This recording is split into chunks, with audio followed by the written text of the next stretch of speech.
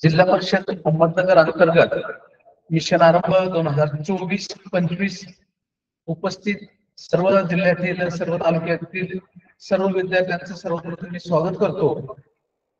आज आमच्या या जून महिना हा आमच्या पारनेर तालुक्यासाठी दिलेला आहे आणि आजचा आमचा पहिला दिवस आहे। आजच्या पहिल्या दिवसासाठी जो वर्ग घेणार आहे ते आमचे सहकारी मित्र आदरणीय डॉक्टर बाळासाहेब शिंगोटे सर हे घेणार आहेत आणि 1 जून ते 30 जून पर्यंत आमच्याकडे पारनेर तालुक्यासाठी नियोजन दिलेलं आहे। आमच्या गट शिक्षणाधिकारी आदरणीय राणे मॅडम यांच्या नियोजनाखाली आणि यांच्या मार्गदर्शनाखाली सर्व वर्ग आणि सर्व तज्ञ सुलभक यांचं आम्ही नियोजन केलेलं आहे। तर मी या ठिकाणी आदरणीय बाळासाहेब शिंगोटे सर यांना विनंती करेल की आपण आपला वर्ग घ्यायचा। धन्यवाद सर। नमस्कार। विद्येच्या प्रांगणात मुक्तपणे विहार करणाऱ्या माझ्या सर्व प्रज्ञावंत आणि गुणवंत बालविद्यार्थी मित्रांनो, तुमच्या पंखामध्ये बळ भरून तुम्हाला उंच भरारी घेण्यासाठी सक्षम करणारे तुमचे पालक, तुमचे सगळे मार्गदर्शक, शिक्षक, आपल्या सर्वांनाही सुप्रभात।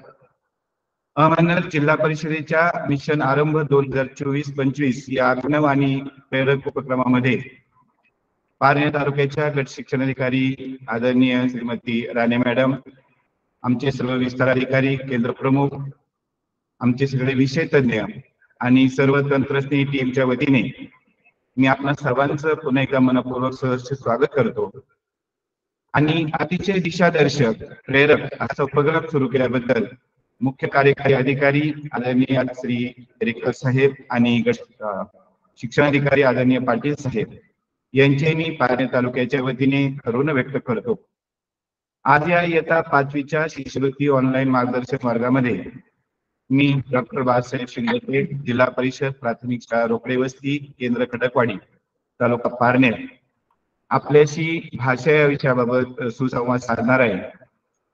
मित्र, आजपर्यंत आपण 2 घटकांचा अभ्यास केलेला आहे। त्यातला पहिला घटक आहे वाचून कल्पना व संकल्पना स्पष्ट करणे। या घटकाला 24% भारांश होता आणि त्याच्यावर 6 प्रश्न असतात। त्यामध्ये पुन्हा 3 उपघटक आहे। पहिला आहे उतारा व त्यावर आधारित प्रश्न, दुसरा आहे वृत्तपत्रातील जाहिराती आणि बातम्या, आणि तिसरा घटक आहे कविता व कवितेवर आधारित प्रश्न। त्यानंतर आपण दुसऱ्या घटकाचा अभ्यास केला ज्याचं आहे कार्यात्मक व्याकरण। या घटकावर 5 प्रश्न असतात आणि त्याला 20% भारांश आहे। त्याच्यामध्ये 2 उपघटक आहेत।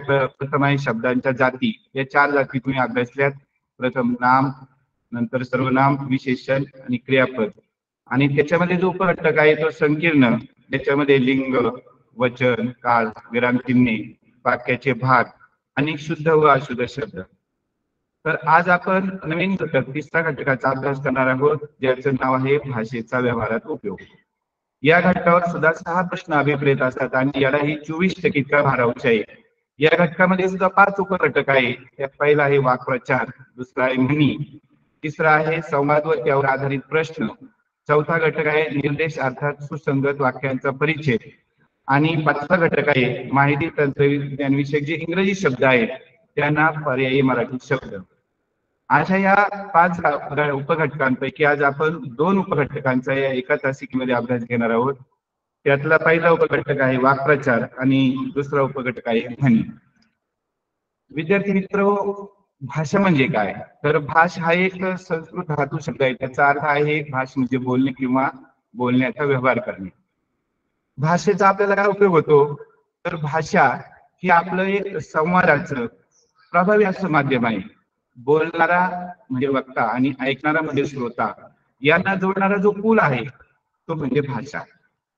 आपले विचार, आपले अनुभव, आपल्या संकल्पना, आपल्या कल्पना व्यक्त करण्याचं एक माध्यम म्हणजे सुद्धा भाषा।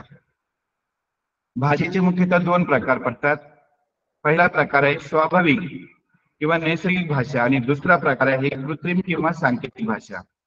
पैकी आज आपण नैसर्गिक भाषेचा विचार करणार आहोत।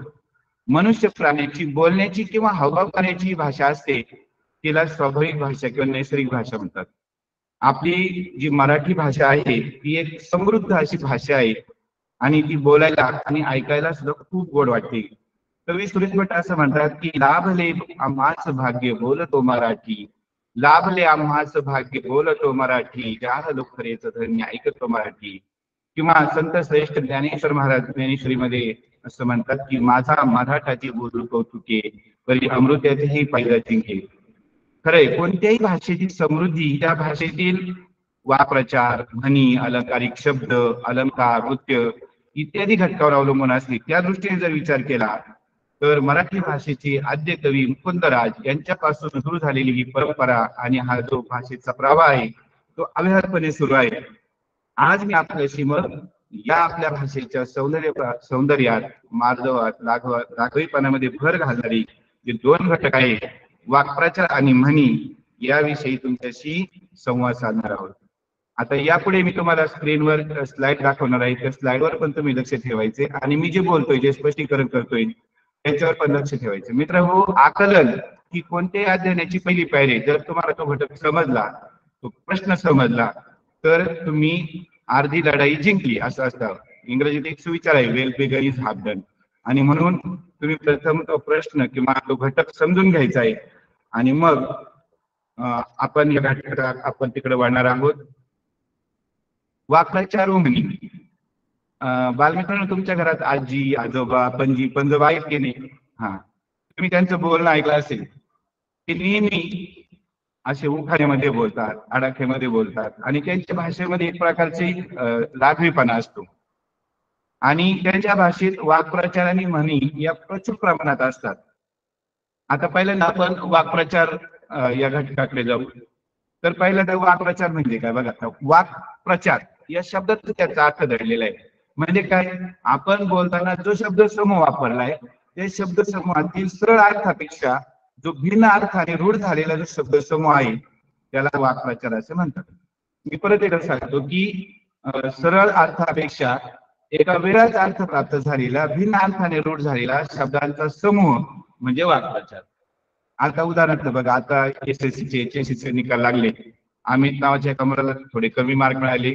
सगळ्याच आई वडिलांची अपेक्षा असते की आपल्या मुलाला खूप मार्क मिळावेत. मग अमितच्या बाबांनी काय केलं, त्याला थोडी कमी मार्क मिळाले, कडक समज दिली आणि मग अमितच्या अक्षरशः नाकाला मिरच्या जमल्या. आता बघा, मग अमितचे बाबा काय मिरच्या घेऊन आले होते की त्याच्या नाकाजवळ? नाही, तो झाला त्याचा सरळ अर्थ. परंतु बाबा जे बोलले ते अमितच्या मनाला फार लागलं आणि त्याला त्याचा राग आला, म्हणून तिथं असं सुविचार आलाय की नाकाला मिरच्या झोंबली. ठीक आहे. आता वाक्प्रचाराचे दोन प्रकार आहेत.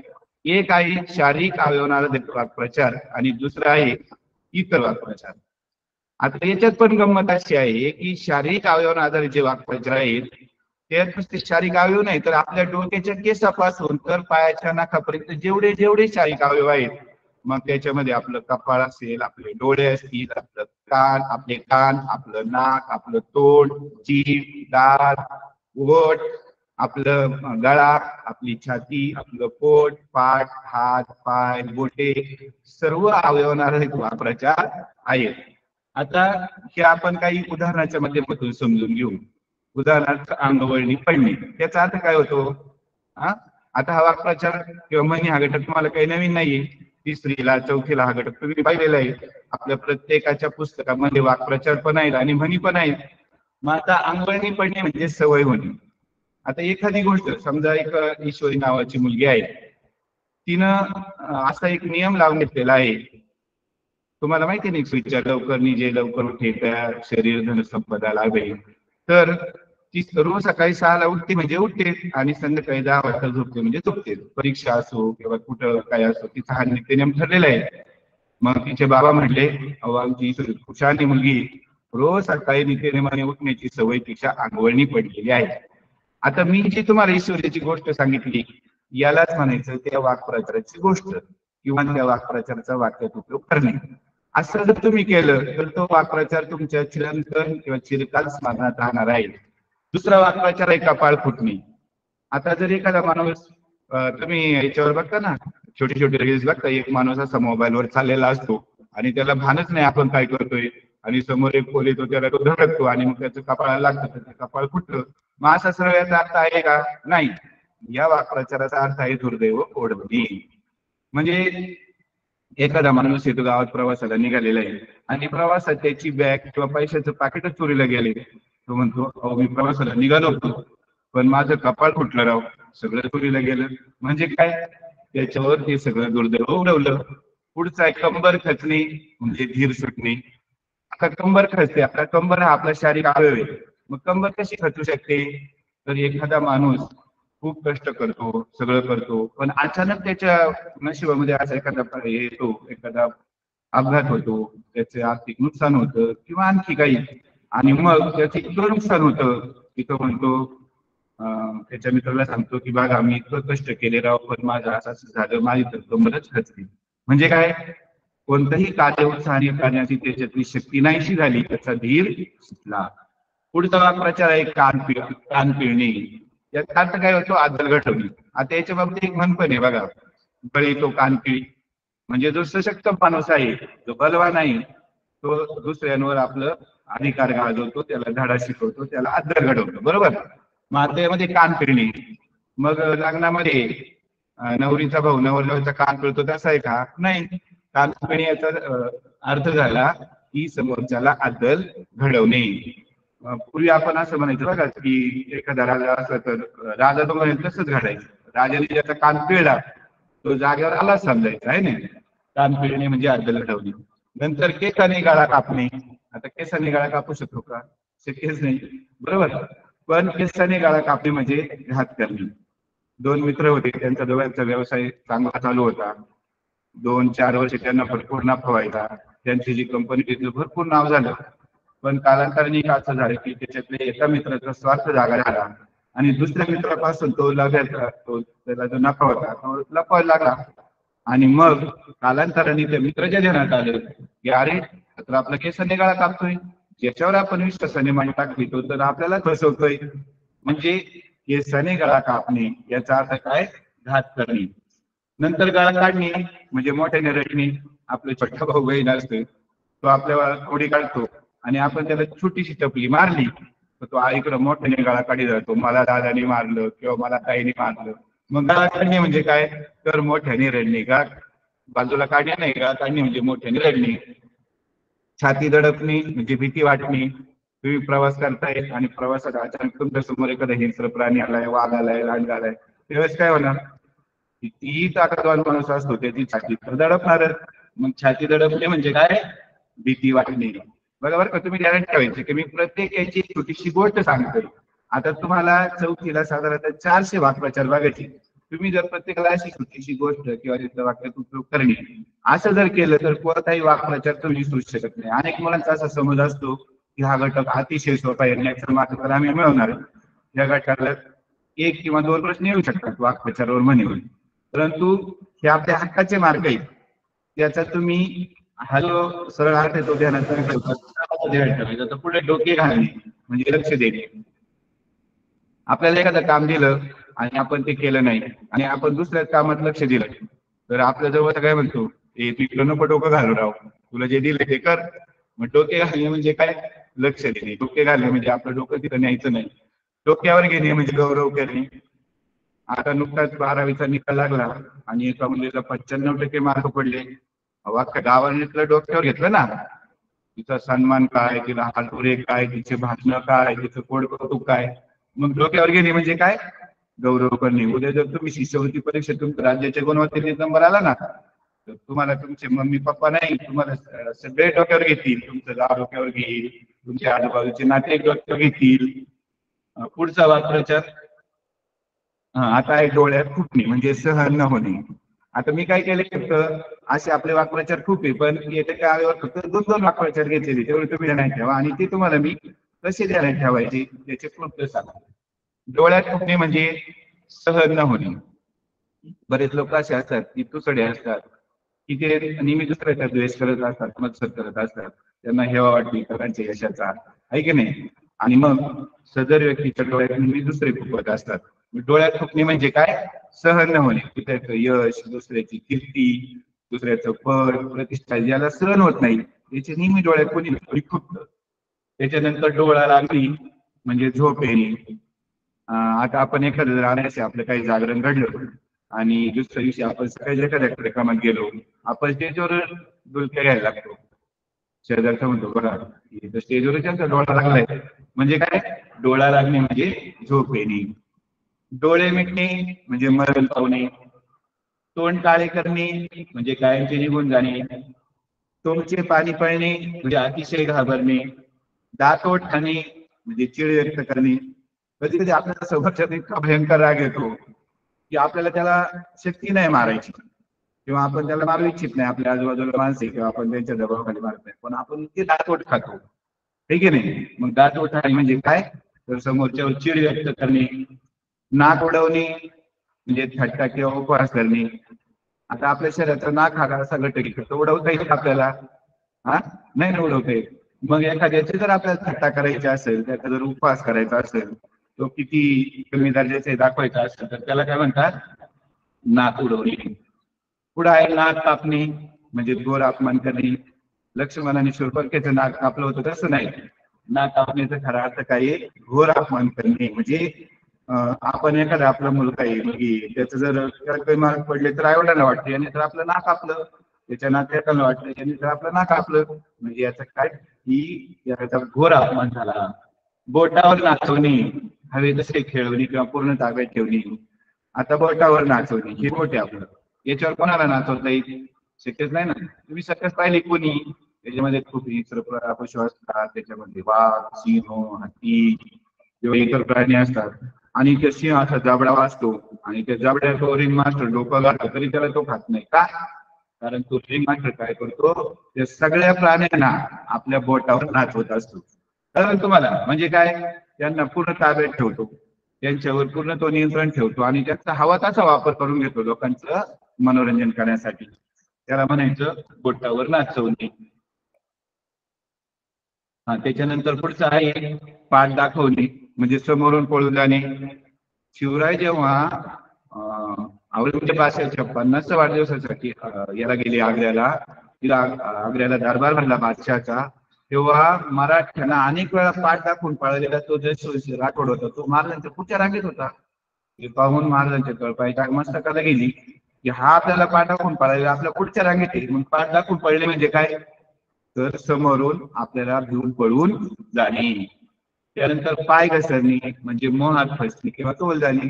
असं कधी कधी होतं ना, एखादा माणूस खूप व्रतस्थ असतो, त्याचे काहीतरी नियम ठरलेले असतात, पण एक क्षण असा येतो का त्याला मोह होतो आणि मग जे करून कृत्य तो करतो, त्याला काय म्हणायचं, कामुक कामुक माणसाचा पाय घसरला. तुम्ही त्याचा असं वाक्प्रचारच करायचा आहे, म्हणजे वाक्यात उपयोग करायचा, त्याची एक छोटीशी गोष्ट करायला पाहिजे. पोटात ठेवणे म्हणजे गुपी टाकणे. माझं माझ्या मनात कसं आहे मी की मला माझ्या कोणत्याही मित्रांनी तिसऱ्या विषयी सांगितलं तरी मी ती कोणालाही सांगत नाही, कारण माझी पोटात ठेवण्याची हॅबिट आहे, सवय आहे मला ती. मग पोटात ठेवणे म्हणजे काय, ती गोष्ट प्रसारित न करता ती गुप्त राखणे, ती गुपित ठेवली. त्यानंतर मुठीत असणे म्हणजे ताब्यात असणे. बऱ्याच वेळा एखादा मोठा कारखानदार असतो किंवा एखादा मोठा बागायतदार असतो आणि त्याच्या खाली काम करणारे लोक असतात त्याच्या मुठीत असतात, ते त्याचं सांगतो ऐकतो, कारण ते सर्वांना त्याचा ताबा असतो, त्या सगळ्यांचा तो रक्षण करता पालन करता असतो. रक्ताचे पाणी करणे म्हणजे अतिशय कष्ट करणे.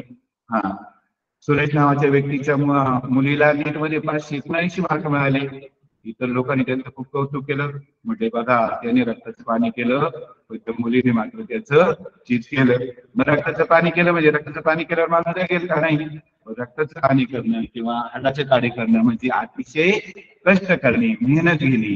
आता तुम्ही पण बघा, तुमचे आई वडील शेतकरी आहेत, तुमचे आई वडील कष्टकरी आहेत, तुमचे आई वडील कामगार आहेत, ते रात्रंदिवस तुमच्यासाठी कष्ट करतात. त्यांची एकच इच्छा आहे, माझा दादा माझी ताई ही खूप मोठी झाली पाहिजे, ते तुमच्यासाठी खूप रात्रंदिवस मेहनत करतात. मग तुम्ही सुद्धा त्यांनी जे रक्ताचं पाणी केले, त्यांनी जे हाडाचे काढे केले, त्यांचं पाठ फेडण्यासाठी योग्य प्रकारे तुम्ही अभ्यास केला पाहिजे. त्याच्यानंतर हात टेकणे म्हणजे नाईलाजाने शर्यती. तारतलब खानाला त्या उमरखिंडीच्या लढाईमध्ये शिवरायांनी कसं, त्याचे 20,000 सैनिक होते आणि शिवरायांचे 1,000 सैनिक होते, पण शिवरायांनी अशी युद्धनीती अवलंबली गणमी कावा की अक्षरशः तारतलब खानाने त्यांच्या पुढं हात टेकले. म्हणजे काय, तो त्यांना नाईलाजाने शरण आला. हृदय भरून येणे म्हणजे गैवरून येणे. हा, कधी कधी तुम्ही एखाद्या लग्नाचा प्रसंग पाहिला असेल बघा, जेव्हा ती मुलीची विदाई येते ना, तिला सासरला पाठवायचं असतो, तेव्हा तिची आई, तिचे वडील, तिचे भाऊ, तिची बहीण, आजूबाजूची माणसं सगळ्यांना हृदय भरून येतं, सगळ्यांचं हृदय भरून येतं. पाहिलं काय तुम्ही कधी? मग हृदय भरून येणे म्हणजे गैर भरून येणे. आता हातावर तुरी देणे. आता हातावर तुरी देणे म्हणजे आपल्या परिसर, आपल्या भाग 2 याच्या तरी घडाच्या काही त्याच्यामध्ये आहे की नाही? बादशहाच्या हातावर तुरी दिल्या. मग बादशाह आग्र्यावर होते आणि शिवाय महाराष्ट्रातून त्यांची भेट घ्यायला गेले आणि मग तिकडे तुरीच नव्हत्या. मग महाराष्ट्रातून शिवराय तुरी घेऊन गेले, इतर नजरांना पेश केला, त्याच्याबरोबर एक पोतभर तुरी पण दिला. बादशाह खुश झाला, म्हटला राजे तुम्ही आता महाराष्ट्रात आनंदाने जा. असं आहे का? नाही. हातावर तुरी देणे म्हणजे काय? त्रिस्तरीय पहारा होता शिवरायांवर, फौलाद खानाचा पहारा होता.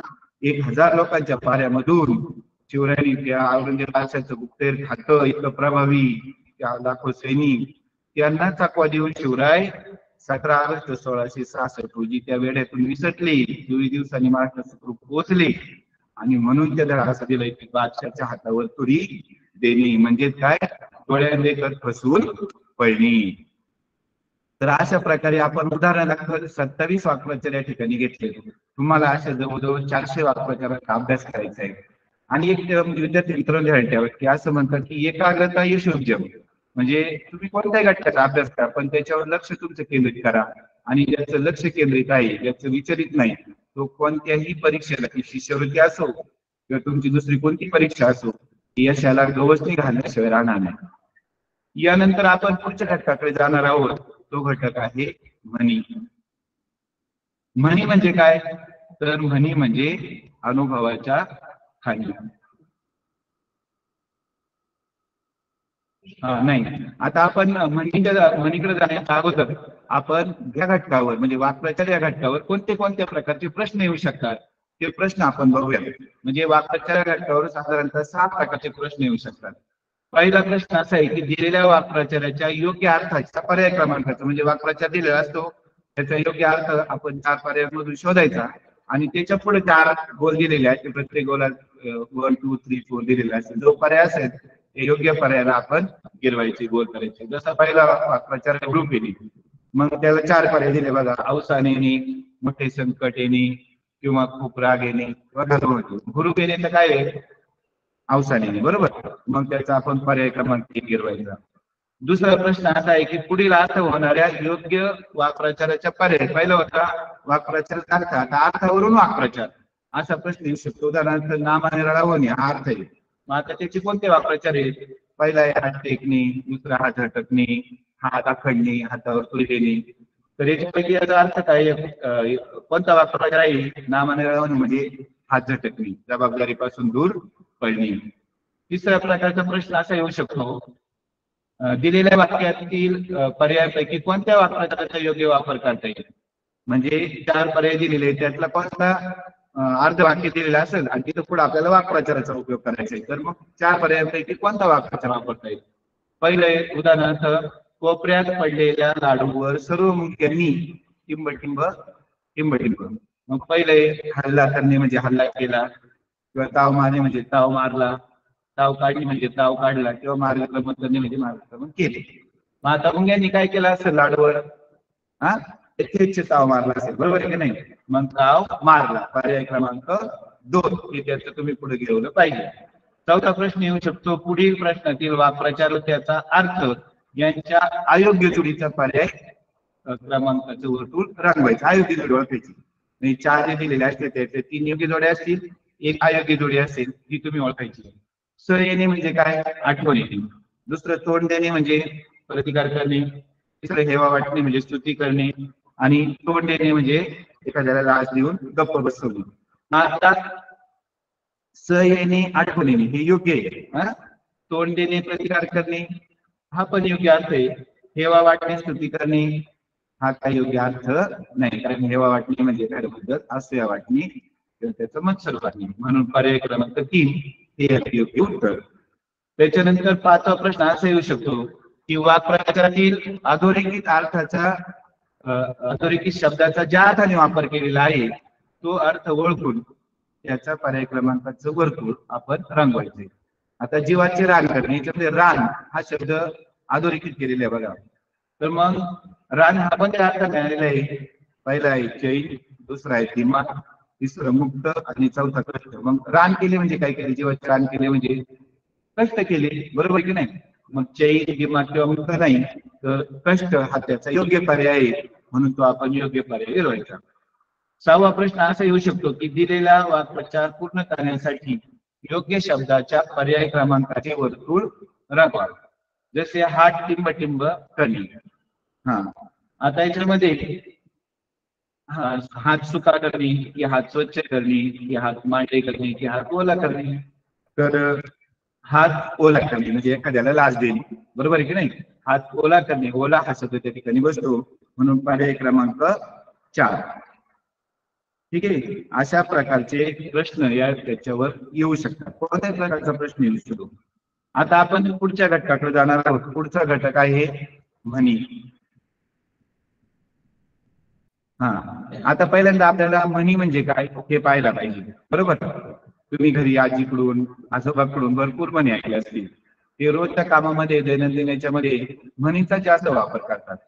म्हणून म्हणीला असं म्हणतात की म्हणी म्हणजे अनुभवाच्या म्हणी. आपला जो दीर्घकालीन अनुभव आहे त्या अनुभवावर आधारित अगदी मर्यादित स्वरूपाचं छोट असं वाक्य, पण ते कसं पाहिजे? अर्थपूर्ण पाहिजे. अर्थपूर्ण वाक्य म्हणजे म्हण. आणि ही जी म्हणीची वाक्य असतात ना, ती चटकदार.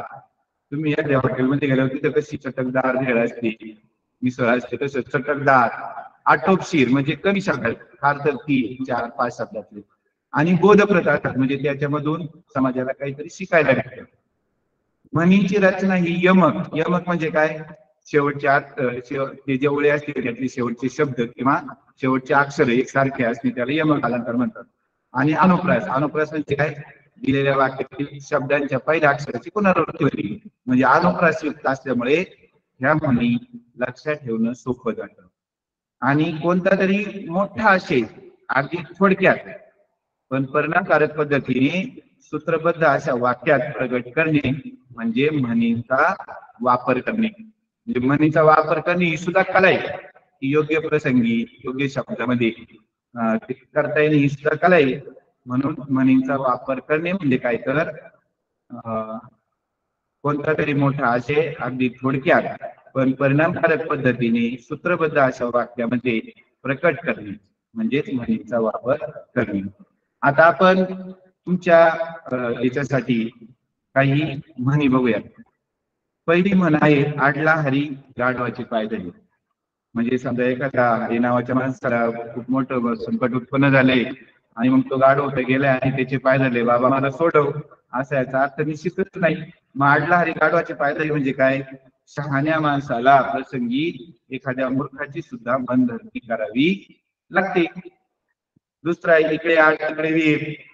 कधी कधी एखाद्या माणसाला असा प्रसंग येतो की पुढे जावं तर पुढे पण अडचणी, मागं फिरावं मागे फिरू शकत नाही, दोन्ही बाजूनी संकट आहे. मग आपण काय म्हणतो? त्याच्यावर अशी वेळ आली की इकडे आड इकडे वीर. नंतरची एक म्हण आहे एक ना धड भाराभर चिंध्या. काही व्यक्ती काही माणसं मुलं अशा असतात की त्यांना एकाच वेळेस आणि करायचं असतं. त्यांना पोहायला पण शिकायचंय, त्यांना हार्मोनियम वाजवायला पण शिकायचंय, त्यांना तबला पण शिकायचंय, त्यांना अबॅकसला पण जायचंय, त्यांना प्रदेशात परीक्षेला पण बसायचंय, त्यांना नवोदयाला पण बसायचंय, सगळंच करायचंय. पण आपण नाही होऊ शकत.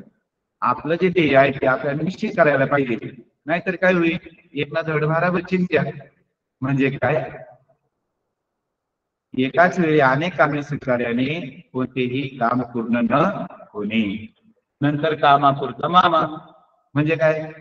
समाजामध्ये काही माणसं इतके स्वार्थी इतके मतलबी आहेत की त्यांचं काही काम असतं ना तर ते आपल्याशी गोड गोड बोलणार गोड गोड बोलणार, आणि काम संपलं की गरज सलो आणि वैद्य मरो, आली का लगेच पुढची मन जोडून.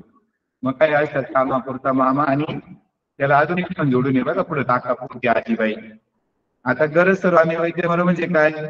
आपलं काम साताऱ्यात उपकार करण्याला विसरणे.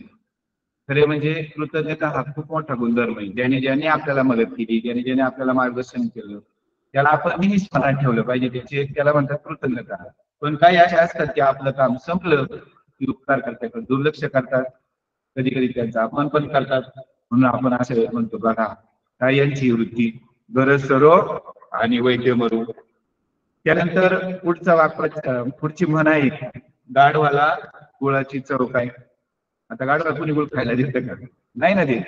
परंतु असे काही व्यक्ती असतात की त्यांना तुम्ही किती लाख मोलाची वस्तू द्या, किती लाख मोलाचा पदार्थ द्या खायला किंवा काहीतरी करा, पण ती त्याला नावच ठेवणार.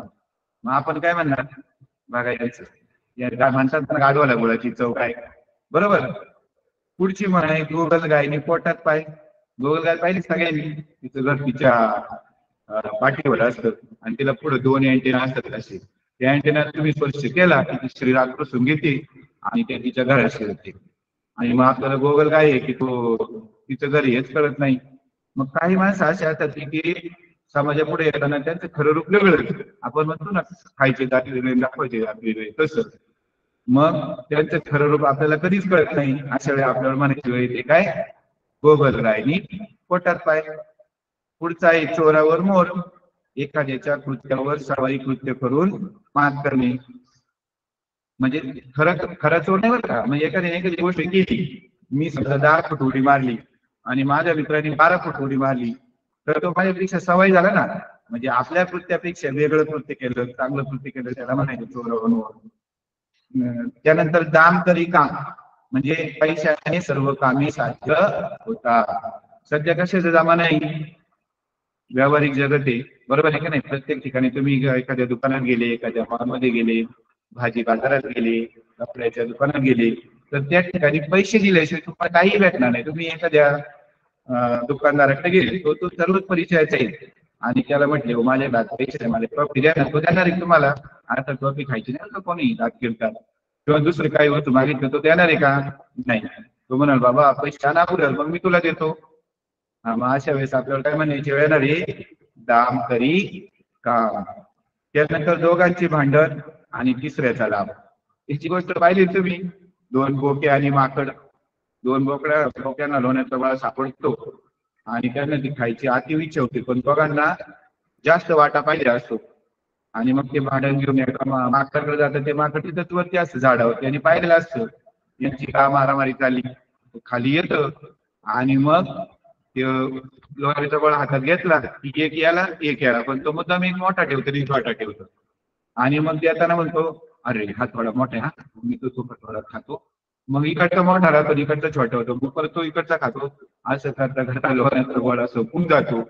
बोके नेमल्या दाटत राहतात, त्यांना काही भेटत नाही आणि आपण म्हणतो बघा, दोघांचं भांडण तिसऱ्याचा लाभ. बरोबर आहे ना. यंत्रची म्हणा हे नाचता येईना अंगण वाकडे. त्या दिवशी प्रज्ञेश्वर परीक्षेत याचा नंबर नाही आला ना, तो म्हटला, अरे माझं असं असं झालं होतं, मला वेळेत पडला नाही, मला काही प्रश्न समजले नाही, नाहीतर मी पण गुणवत्ता आला असतो. दुसरे म्हटले, बघा याला नाचता येईना आणि अंगण वाकडे, यांनी नीट अभ्यास केला नाही, याला काही आकलन झालं ते त्यांनी कधी सरांना नीट विचारलं नाही आणि आता सांगतो की मी आलो असतो पण असं असं झालं. म्हणजे काय, त्याच्यातला जो उणेपणा आहे, त्याच्यातला जो दोष आहे, तो त्यांनी झाकून ठेवला आणि दोष मात्र दुसरा देत राहिला. मग यालाच म्हणतात नाचता येईना अंगण वाकडे.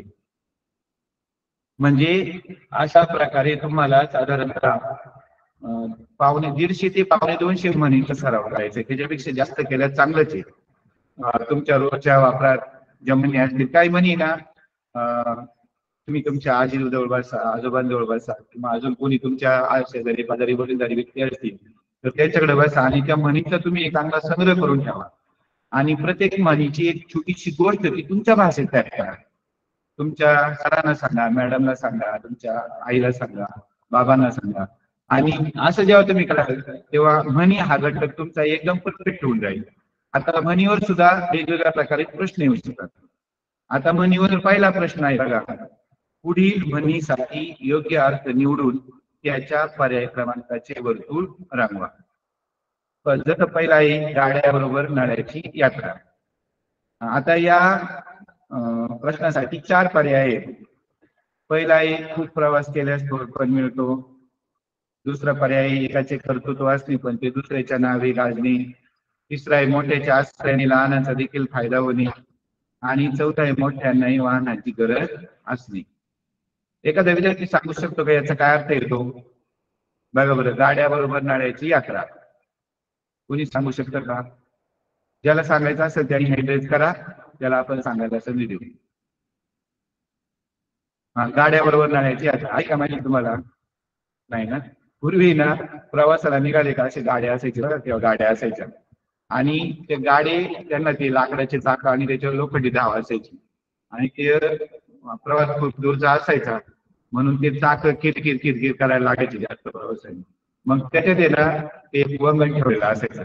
मग थोडा प्रवास झाला की ते वंगणाची गाडी घ्यायची आणि त्या गाडीच्या त्या आखामध्ये घालायची. हा, म्हणजे ते गाडी बरोबर त्याला नळा म्हणायचं. नळा म्हणजे असं फुलट वाढलं असायचं आणि त्याच्यात ते वंगण ठेवलेलं असायचं. हा, मग गाडी बरोबर नाडायची. मग खरा अर्थ तो आहे का? तर नाही. त्याचा अर्थ असा की मोठ्याच्या आश्रयाने लहानाचा देखील फायदा होणे. म्हणजे एखादी मोठी व्यक्ती तिच्या सोबत दुसरे त्याचे शिष्य राहिले तर त्यांचा पण फायदा होतो. समजा एखादे मोठे महाराज आहेत, एखाद्या घरी गेले तर लोक त्यांचं पूजन करतात, पाठलं पूजन, त्यांचा आदर सत्कार करतात, त्यांना पंचपक्वान्नाचं भोजन देतात. मग ते महाराजांना देतात त्याचा अर्थ त्यांचे शिष्य परिवाराने त्यांना पण ते भेटतं. म्हणजे या मोठ्यांच्या आश्रयाने लहानांचा देखील फायदा होतो. त्यानंतर दुसरी म्हण आहे, रिकाम्या जागी योग्य शब्द वापरून म्हण पूर्ण करा आणि त्याच्या पर्याय क्रमांकाचे वर्तुळ रंगवा. जसं मी एक उदाहरण घेतलेले बघा, असंगाशी संघ आणि टिंबटिंबशी गाठ. हा, आता याचा थोडक्यात अर्थ असंगाशी. असंग म्हणजे काय? ज्याच्याशी मैत्री करू नये, ज्याच्याशी आपण सोबत करू नये, अशाशी जर आपण मैत्री केली तर काय होतं? त्याला त्याचे आपल्याला कोणते परिणाम बघावे लागतात? मग प्राणाशी गाठ पडते, शत्रूशी गाठ पडते, मित्राची गाठ की आयुष्याची गाठ? काय असेल याचं उत्तर? असंगाशी संघ आणि टिंबटिंबशी गाठ. याचं उत्तर काय आहे? प्राणाची गाठ. म्हणजे जर तुम्ही चुकीच्या माणसाची सोबत केली, त्याच्या सोबत राहिला, त्याच्यासोबत खेळात वगैरे काही एखादं कृत्य केलं तर तुमच्या प्राणावर सुद्धा ते बितू शकतं. त्यानंतरचा प्रश्न येऊ शकतो की पुढे दिलेल्या अर्थावरून योग्य म्हण ओळखून पर्याय क्रमांकाचे वर्तुळ रंगवा. जसं शूद्र माणसे क्षुद्र वस्तूंना भाळतात, हा अर्थ आहे. त्याच्यावरची आपल्याला म्हण शोधायची. गाढवाला मुळाची चव काय, किंवा कोल्याला द्राक्षी आंबट, कोल्हा काकडीला राजी आणि आडला हरी गाढवाचे पाय धरी. आता क्षुद्र माणसे म्हणजे समजा एखादा माणूस असा आहे की त्याच्या जीवनामध्ये त्याला काही ध्येय नाही, त्याची काही इच्छा नाही, अपेक्षा नाही, आकांक्षा नाही, हा, त्याला काही साध्य करायचं नाही आयुष्यात. मग त्याला त्याचं ते एकदम कमी असतं, असं म्हणतात ना, लो काही एखाद्याचं ध्येय छोटं असलं तर तो एक प्रकारचा गुन्हाच. आणि मग त्याला तुम्ही किती मोठ्या गोष्टीचं प्रलोभन दाखवलं, प्रेरणा दिली तर त्याला काही फरक पडत नाही. आपण काय म्हणतो, कोल्हा काकडीला राजी. म्हणजे कोल्याला काही काकडी खायला भेटली ना, बस झालं, त्याला दुसरं काहीच नाही पाहिजे. याचा अर्थ क्षुद्र माणसं हे क्षुद्र वस्तूंना तयार होतात किंवा क्षुद्र वस्तूंवर भाळतात. पुढचा चौथा प्रश्न असा येऊ शकतो की दिलेल्या सूचनेनुसार योग्य पर्याय क्रमांकाचे वर्तुळ रंगवा. आता एक आकृती या ठिकाणी दिलेली आहे. त्या आकृतीमध्ये एक म्हण दडलेली आहे आणि त्या म्हणीच्या अनुषंगाने तुम्हाला काय प्रश्न सोडवायचे आहे त्याची एक सूचना दिलेली आहे तिथे. ती सूचना तुम्ही अगोदर वाचायची, ती सूचना समजून घ्यायची आणि मग त्याच्यानंतर योग्य उत्तराचा पर्याय क्रमांक गिरवायचा आहे. आता इथं म्हण कोणती आहे? आकृतीत लपलेल्या म्हणीतील अनुक्रमे 3रे व 7वे अक्षर कोणते? मग त्यासाठी तुम्हाला कच्चं काम करताना काय करावं लागेल? अगोदर तुमच्याकडे कच्च्या कामाची जागा आहे किंवा काय आहे, पेपरमध्ये असते बघा पाठीमागच्या बाजूने जागा किंवा खाली असते, तर तिथं तुम्ही काय करायचं की म्हण अगोदर लिहायची. आता इथं कोणती म्हण तयार होते बघा बरं. ते, ज्या, शा, वे, क, व्हा, जा, वन आणि रे आणि मध्यभागी आहे 4. हा, तर याच्यावरून काय म्हण तयार होते? जावे त्याच्या वंशा तेव्हा कळे. हा, जावे ज्याच्या वंशा तेव्हा कळे. हा, मग आता 3रं अक्षर येते ज्या, बरोबर, आणि 7वं अक्षर कोणतं येते? ते. मग ज्या आणि ते असलेला पर्याय क्रमांक कोणता आहे? पर्याय क्रमांक 2. मग त्याच्या पुढे जे 4 पर्याय दिलेले असतील यातला पर्याय क्रमांक 2 तुम्ही गिरवायचा आहे. त्याच्यानंतर असा प्रश्न येऊ शकतो की पुढे दिलेल्या चौकटीतील अक्षरे जुळवून तयार होणाऱ्या म्हणीचा अर्थ कोणता. आता पहिल्यांदा जी चौकट दिलेली आहे त्यातले अक्षर आपण नीट त्याचं निरीक्षण करायचे, नीट वाचायचे आणि मग त्याच्यापासून म्हण तयार करायची आहे. आता इथं 3 प्रकारचे आयत आहेत. वयाच्या आयतामध्ये 4 अक्षर आहेत, ची, वी, वा आणि को. त्याच्या खाली आहे वी, त्या, वा, ता, ची आणि ज्या आणि शेवटी आहे ळी, ळी, ज आणि हा. तर याच्यापासून कोणती म्हण तयार होते. हा, ज्याने आपल्यावर उपकार केलेले आहेत, ज्याने आपल्याला मदत केलेली आहे, हा, त्यातच आपण गुणगान केलं पाहिजे. अर्थाची एक म्हण आहे बघा बरं. तर ती म्हण आहे त्याची खावी पोळी, त्याची वाजवावी टाळी. मग पहिला पर्याय पुष्कळ लोक बोलतात तेच खरे, मग हा योग्य पर्याय आहे. दुसरा पर्याय अन्नदात्याशी कृतज्ञतेने वागावे, हा पर्याय योग्य आहे. अर्थात तिथं थोडस आहे, ट्विस्ट आहे, अन्नदात्याशीच नाही, कोणत्या ज्याची खावी पोळी त्याची वाजवावी टाळी म्हणजे आपल्यावर कोणत्याही माणसाने कोणत्याही प्रकारे उपकार करू आपण त्याची कृतज्ञतेने जाण ठेवावी असे, म्हणजे अन्नदात्याशी आपण कृतज्ञतेनं वागावं, हा आहे त्याचा पर्याय क्रमांक 2. आता पुढचा जो मी हे घेतलेला आहे तो इंटरेस्टिंग आहे बघा, मनोरंजक आहे की चित्रावरून पण ओळखायची. शेजारी एक चित्र दिलेले आहे, त्या चित्राचे 2 भाग आहेत. एक स्त्री आणि तिची 2 मुले आहेत, ते छान पैकी नाचतायत. त्याच्या नाचामध्ये ते तल्लीन झालेली, रममान झालेली आणि तिच्यासारखी दुसरी स्त्री ती पण नाचायचा प्रयत्न करते, तिचे मुलं पण प्रयत्न करतायत, पण त्यांना काही नाच जमत नाही.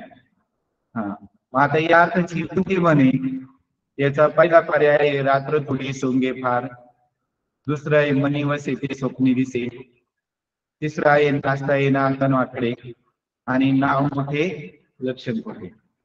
आता चित्रावरून म्हणतो एकदम सुपी काय, नाचता येणं अंगण वाकडे म्हणजे एखाद्या मुली कला नाही, त्याला ते जमतच नाही, ते काम त्याच्या आवाक्या बाहेरच आहे. मग तो काय करतो, त्याला ते जमत नाही म्हणून त्याच्याशी संबंधित दुसऱ्या भाबी त्याला तो दोष देत राहतो. म्हणजे ते अंगण वाकडं होतं म्हणूनच मला नाचता आलं नाही. याचा अर्थ काय की तू गोष्ट तुला जमत नाही, पण तू काय करतोय आपल्या अभ्यासाचं खापर दुसऱ्यावर फोडतोय, नाचता येईना अंगण वाकडे. आता पुढे एक चित्र दाखवलंय तराजूचं, आणि तराजू मध्ये एका पाड्यात आहे नाक आणि दुसऱ्या पाड्यात आहे मोती. आता नाकाचं पारड वरती आणि मोत्याचं पारड खालती, याचा अर्थ ते जड आहे आणि नाकाचं पारड हलकं आहे. मग आता या अर्थाची कोणती म्हण आलेली खाली पर्यायामध्ये बघा बरं. पहिली आहे नाकी नोविनी, दुसरं आहे नाकापेक्षा मोती जड किंवा नाकापेक्षा तराजू जड, नकटे व्हावे पण धाकटे होऊ नये. आता याच्यामध्ये कोणती म्हण आलेली आहे बघा बरं. नाकी नवईने नाही म्हणजे जी दिसेल, बरोबर. नाकापेक्षा तराजू जड अशी म्हणच नाहीये. नकटे व्हावे पण धाकटे होऊ नये अशी म्हण आहे, पण याचा अर्थ काय की जो धाकटा असतो किंवा जो कमीपणा घेतो त्याला आणखी कमीपणा घेतो. हा, मग आता याच्यामध्ये दुसरा पर्याय राहिलाय नाकापेक्षा मोती जड. याचा अर्थ काय की ज्याला महत्व देऊ नये त्यालाच महत्व जास्त येतं, बरोबर आहे की नाही. खरं म्हणजे नाक आपला किती महत्वाचा अवयव येतो, आपल्याला श्वास घ्यायला मदत करतो म्हणून आपण जिवंत राहतो, बरोबर. पण जर आपण त्याला जो अलंकार घालायचा त्यालाच महत्व दिलं तर नाही ना चालणार. तसं ज्या गोष्टीला महत्व द्यायचं त्याच गोष्टीला महत्व दिलं पाहिजे. इतर अवांतर फालतू किंवा परत गोष्टीला आपण काही महत्व देऊ नाही. आता पुढे एक चित्र आहे आणि त्याच्याकडे एक म्हण आहे. एक व्यक्ती आहे आणि ती एका उंटावर बसलेली, तिच्या हातामध्ये एक चाबूक किंवा सुडा आहे आणि खाली शेळ्या मेंढ्या असे काहीतरी आहे. आणि मग या चित्रावरून आपल्याला ती म्हण ओळखायची आहे. त्याचे पण 4 पर्याय दिलेले आहेत. पहिला आहे देश का स्वदेश, म्हणजे काय तर आपण ज्या प्रदेशात जातो ज्या प्रदेशात राहतो तिथल्या आपण रीतीभाती, तिथल्या चालीरीती यांचा आपण अंगीकार केला पाहिजे. दुसरा आहे उंटावर शेळ्या हाकणे, म्हणजे काय आपण एखाद्याकडे जातो त्याचा काहीतरी कार्यक्रम असतो, त्या कार्यक्रमात आपण मदत करावी, त्याला साथ द्यावी अशी त्याची अपेक्षा असते, पण आपण बरोबर राहतो आणि दुसऱ्यांना आकार देतो, हे कर रे, ते कर रे, आणि स्वतः मात्र काही करत नाही. तिसरा आहे तळे राखील तो पाणी चाखील. म्हणजे एखाद्या व्यक्तीला एखाद्या गोष्टीच्या संरक्षणाची जबाबदारी दिली, त्याला राखायला सांगितले, तर तो माणूस त्याचा थोडा ना थोडा लाभ घेतोच. मानवी प्रवृत्ती अशी असते की ज्या गोष्टीचं रक्षण करायचे त्याचं तो करतो, पण त्याच्याशी संबंधित जो लाभ असतो तो पण घेण्याचा प्रयत्न करतो. आणि पुढे आहे असतील सीते तर जमतील होते. तुम्हाला माहिती ज्याच्याकडे काही खायला प्यायला मिळतं, ज्याच्याकडे काही लाभ आहे आपला, त्याला भरपूर मित्र भेटतात. त्याला विचारपूस तर त्याच्याकडे जातात. आणि जो कफल्लक आहे, कंगाल आहे, त्याला मात्र कोणी मित्र भेटत नाही. हा, मग अशा वेळेस आपण म्हणतो असतील सीते तर जमतील होते. मग आता या चित्रामध्ये कोणती म्हण आहे, तर उंटावरून शेळ्या हाकणे. पण हा याचा खरा अर्थ नाही उंट आणि शेळ्या असा नाही, तर एखाद्याच्या कार्यात गेल्याच्या नंतर आपण त्याला मदत न करता फक्त सूचना करणे, इतरांवर आपला अधिकार गाजवणे, असं त्याचा अर्थ आहे. पुढचं चित्र आहे, मला वाटतं हे एका कोर्टाचं चित्र आहे आणि साक्ष देण्यासाठी एक उंदीर आलेला आहे. पण त्याची साक्ष खरी आहे की खोटी हे बघण्यासाठी म्हणजे त्याला दुसरा जो आहे तो मांजर आलेले आहे, आणि तिथला जो कर्मचारी आहे कोर्टाचा तो गीतेवर हात ठेवून ते बघ त्याला त्या मांजरीला शपथ घ्यायला सांगतोय. म्हणजे उंदीर जे बोललं ते सत्य आहे की नाही. आता त्याचे पर्याय बघा, उंदराला मांजर साक्ष, उंटावरून शेळ्या हाकणे, तळे राखील पाणी चाखील, आणि असतील सीते तर जगतील होते.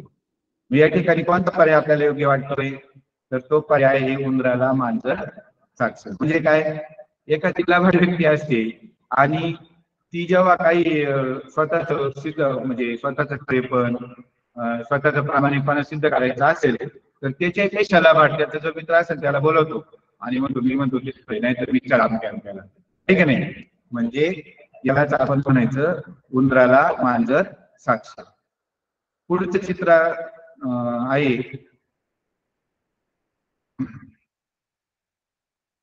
एक हे दाखवलंय बघा, भूत दाखवलेले हा, आणि त्याच्या बाजूला पण तसे छोटी छोटी हे दाखवले, आणि एक ताट दाखवले त्याच्यात भाताचं एक शीत दाखवलेले आहे का नाही. आणि त्याला पर्याय दिले बघा, उंदराला मांजर साक्ष, उंटावरून शेळ्या हाकणे, तळे राखील तो पाणी चाखील, असते सीते तर जमतील होते. आता याच्यामध्ये कोणता पर्याय आपल्याला योग्य वाटतोय, तर तो आहे असतील सीते तर जमतील होते.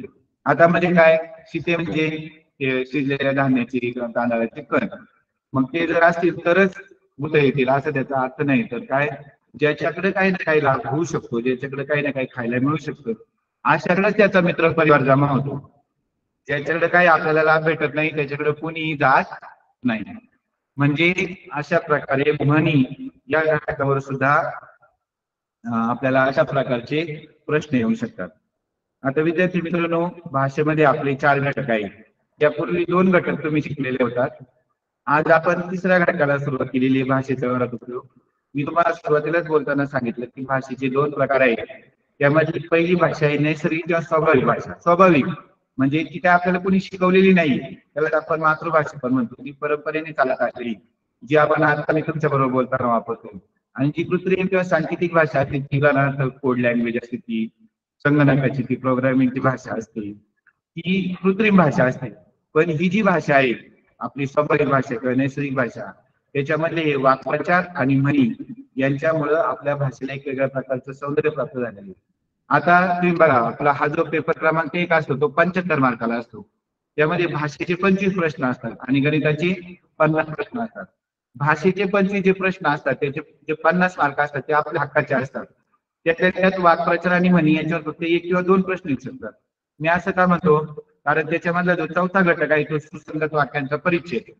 त्याच्यामध्ये जर परिच्छेदच आला तर त्याचे 3 प्रश्न येऊ शकतात, आणि म्हणून याचा वेटेज कमी होऊन एकच प्रश्न येऊ शकतो. जर सुसंगत वाक्याचा परिच्छेद त्याच्यावर जर एकच प्रश्न पडला तर वाक्प्रचारावर 1 आणि म्हणीवर 1 प्रश्न येऊ शकतो.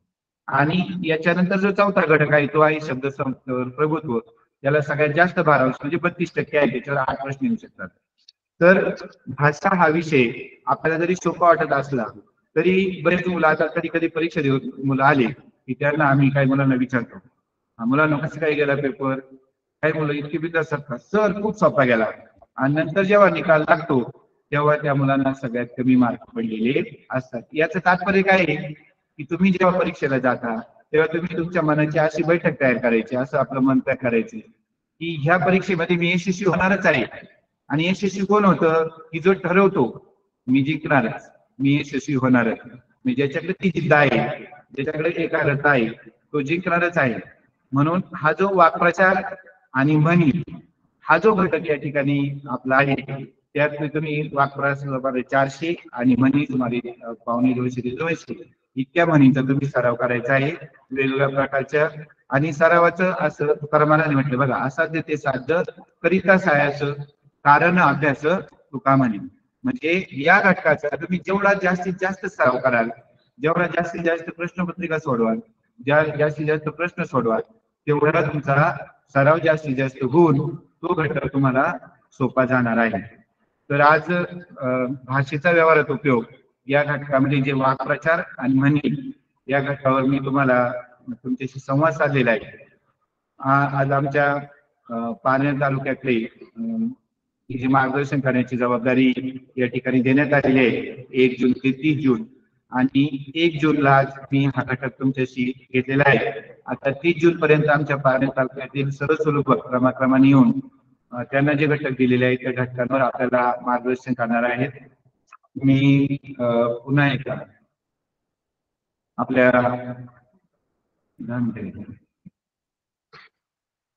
आता आपल्याला 10 मिनिटाचा वेळ शिल्लक आहे.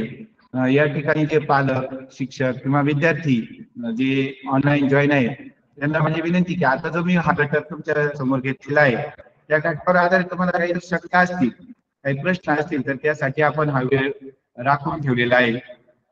कृपया जर तुम्हाला काही शंका असतील तर तुम्ही विचाराव्यात अशी माझी अपेक्षा आहे. सर जर कोणी शंका विचारणार असेल तर प्लीज त्यांचा माईक ऑन करा.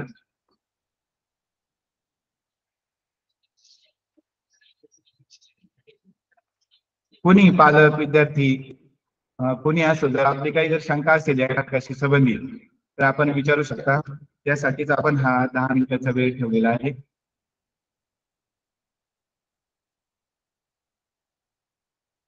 किंवा मी आता एक अशी आयडिया घेतो की मी एक तुम्हाला वाक्प्रचार सांगतो, तुम्ही मला त्याची एक छोटीशी गोष्ट सांगायची.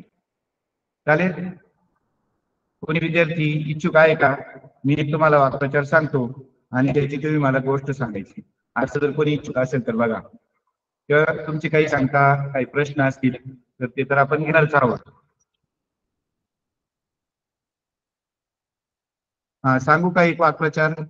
त्याची एक छोटीशी गोष्ट कोणत्याही मुलाने सांगा. आपल्या जिल्ह्यामध्ये आता येत्या 4थीच्या शिष्यवृत्तीमध्ये जे प्रज्ञावान विद्यार्थी सगळे याच्यामध्ये आहेत. मी एक तुम्हाला वाक्प्रचार सांगतो किंवा एक म्हण सांगतो, त्याची तुम्ही मला एक छोटीशी गोष्ट सांगा.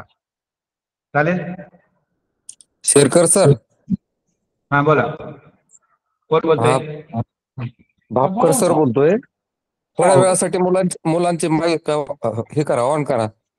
सगळ्यांचे माईक ऑफ आहेत ना, कोण उत्तर नाही देणार. नाही पण ज्याचं हँड असेल त्याच्यात माईक ऑन करता येईल ना सर? हो, हँड रेज वाले त्यांचे तरी करा, कारण आपण सगळ्यांना बंद केलेलं आहे ना. तुम्ही बोलले तरी कोणाचा रिस्पॉन्स येणार नाही. शिक्षक मित्र जॉईन आहेत किंवा पालक आहेत, मग आता जो हा जो पाठ झाला याबाबत त्यांचं काय मत आहे त्यावर जरी भापकर सर किंवा अजून कोणी आपलं मत व्यक्त केलं तर स्वागत असेल. सर खूप छान झाला तास. सर छान झाला तास.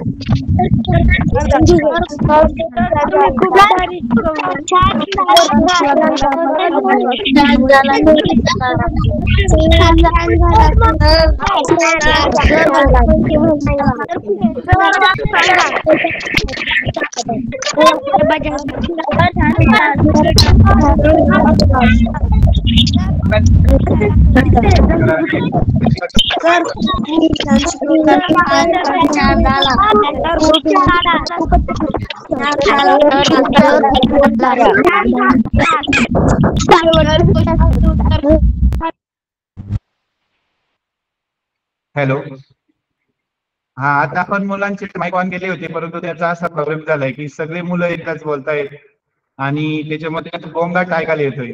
जर कोणी शिक्षक जर असतील, शिक्षक मित्र, बंधू भगिनी, तर कृपया आपण आता जो वाक्प्रचाराने हा जो उपगट घेतलेला आहे त्याबद्दल, हा लेक्चर किंवा हे पाठ कसा झाला याबद्दल कोणाला जर 2 मिनिट बोलायचं असेल तर त्यांचं स्वागत आहे. शेतकरी तिथं बघा खाली कोण आपले मित्र असतील तर बोलायला तिथं. हा, जर कोणी बोलू इच्छित असतील तर कृपया त्यांनी 2 मिनिटाचा वेळ घ्यायचा आणि बोलायचे. यानंतर उद्या गणित विषयाचं मार्गदर्शन होणार आहे. आमच्या पाटण तालुक्यातील सन्माननीय श्री सतीश चव्हाण सर हे उद्या, परवा आणि त्याच्यानंतरच्या 3 दिवस सलग गणिताच्या घटकाचं मार्गदर्शन करणार आहे. आजच्या घटकावर जर कुणाला काही शंका असतील, काही प्रश्न असतील किंवा काही मत व्यक्त करायचं असेल तर आपलं सर्वांचं सहर्ष स्वागत आहे.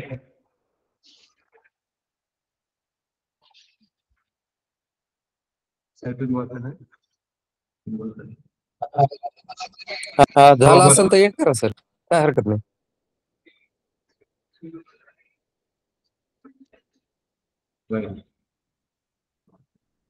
आज या ठिकाणी आमच्या पारनेर तालुक्याच्या वतीने आमचे ज्येष्ठ आणि तज्ञ शिक्षक जे डॉक्टर आहेत असे बाळासाहेब शिंगोटे सर यांनी भाषा या विषयातील वाक्प्रचार आणि म्हणी या 2 घटकावरती अतिशय सुंदर असं मार्गदर्शन या ठिकाणी केलेलं आहे.